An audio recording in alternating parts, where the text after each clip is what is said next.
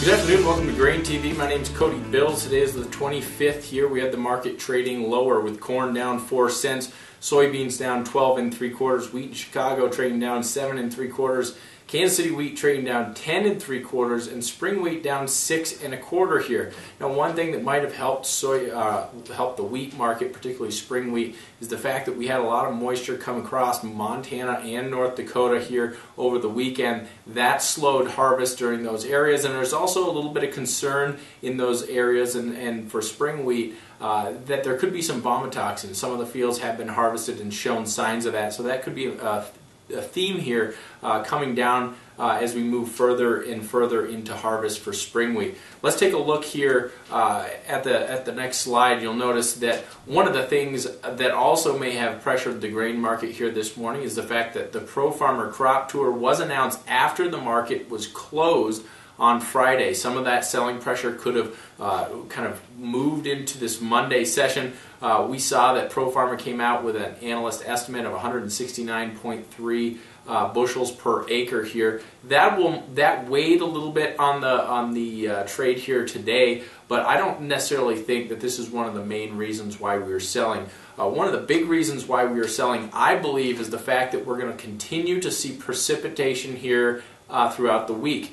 Starting in Nebraska here on Wednesday, then Thursday moving into that Iowa, southern Minnesota, and Wisconsin area, kind of finishing off in that Great Lakes region. We are getting a pretty good amount of moisture. Some of the areas that I just highlighted should see between 1 to 2 inches of rain, so that's going to really help those late planted soybeans and the areas that needed a drink here to finish off the crop. That, I believe, weighed on the trade here today. Also, after the close, we did get crop conditions report, and you'll notice that corn condition here increased in the last week, up 1% to 73%. Soybeans decreased, down 1% to 70%, and spring wheat was down here 2 percentage points here, down to 66% here. Other than that, guys, that pretty much wraps up today's show. One thing I wanted to highlight is the fact that we saw September-November soybean spread very volatile today. And of course, this is very volatile because we are very close to going into first notice day, and because we are kind of right about that tipping point where we are getting a southern harvest. Right now, according to the crop progress and crop conditions, we are about 2% harvested in Mississippi when we talk about soybeans.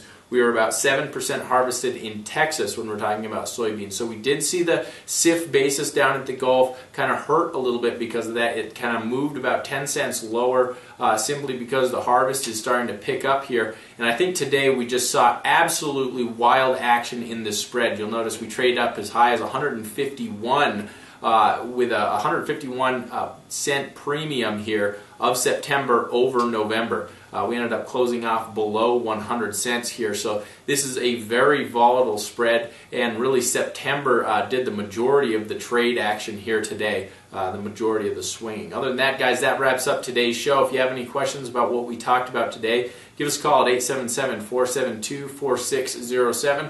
Remember, there is substantial risk of loss in trading futures and options, so it is something that you should really seriously consider before you open a trading account. But if you are interested in seeing some of the tools that are out there, please do visit grainhedge.com.